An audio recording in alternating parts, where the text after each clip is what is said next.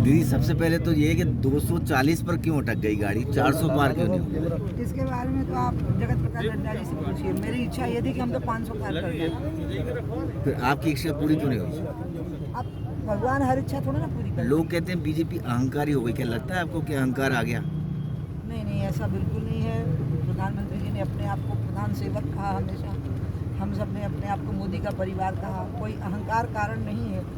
अब समीक्षा बीजेपी करेगी अपने लेवल पे, जो लोग समीक्षा करेंगे उनमें मैं शामिल नहीं हूँ, इसलिए मैं नहीं बता सकती क्या एनालिसिस करेंगे। बाकी मध्य प्रदेश में जो सरकार काम कर रही है, आपको लगता है कि वो ठीक काम कर रही है? पहली बात तो है कि मोहन यादव को देखो, पहली बार हुआ है जब से मध्य प्रदेश बना है कि हम पूरी सीटें जीते। इसके पहले मेरे समय पे हम सबसे ज़्यादा जीते थे 29 में से 25, फिर जीते हम 29 में से 27, फिर हम जीते 29 में से 28 और अंत में हम पूरी की पूरी जीत गए। तो मोहन तो प्रगति की ओर ले गए। हाँ, और वो बहुत ही सरल और विनम्र व्यक्ति हैं।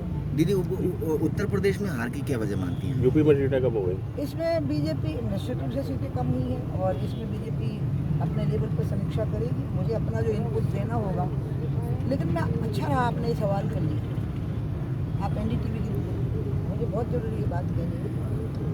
आपको हिंदू समाज का मन समझना पड़ेगा। हिंदू समाज ना समाज व्यवस्था और धर्म व्यवस्था को एक नहीं करता। ये इस्लामिक समाज है जो धर्म और समाज की व्यवस्था को एक करके चलता है। इसलिए वोट वो सामाजिक व्यवस्था के अनुरूप नहीं, लेकिन इससे उनकी राम भक्ति कम हो गई या वो राम के भक्त नहीं है, ऐसा बिल्कुल नहीं। अयोध्या को वो लेकर राम के भक्त हैं, लेकिन वोट बीजेपी को नहीं देना चाहते थे। हर राम भक्त बीजेपी को वोट देगा, ऐसा अहंकार हमको नहीं पालना चाहिए।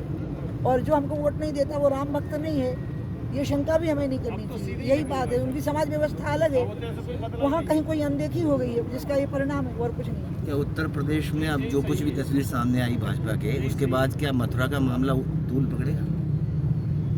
जब हम 6 दिसंबर के बाद हार गए हैं उत्तर प्रदेश, आप लोग भूल रहे हो, फालतू में मोदी और योगी को ब्लेम कर रहे हो आप। 6 दिसंबर का ढांचा गिरने के बाद जब सरकार गिरा दी गई और सरकार बनी, तो हमारी कहाँ बनी? हम तो हार गए थे ना वहाँ पर।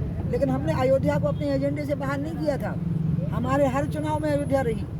हमने अयोध्या को वोट से नहीं जोड़ा, तो मथुरा और काशी भी वोट से नहीं जुड़े हैं, हमारे हृदय से जुड़े होंगे। आखिरी सवाल पूछेंगे आपसे कि जो परिस्थितियां अब केंद्र में बनी है नई, कि उसमें कहीं ना कहीं अलायंस को साथ लेकर चलना पड़ेगा, तो क्या आपको लगता है कि इसमें कॉम्प्लिकेशन सामने आएंगे? नहीं आएंगे, क्योंकि दोनों हमारे पहले भी साथी रहे हैं। नीतीश तो हमेशा से ही हमारे साथी रहे हैं। चंद्रबाबू नायडू पिछले समय पे भी हमारे साथी थे, अटल जी के समय पे भी हमारे साथी थे। तो ये हमारे लिए फॉरेन एलिमेंट नहीं है, विजातीय तत्व नहीं है। हम तो पहले भी मिलकर काम किए हैं, साथ में काम किए हैं, सहमति से काम किए हैं। ये हमारे पुराने लोग हैं, चले थे साथ मिलकर, चलेंगे साथ मिलकर।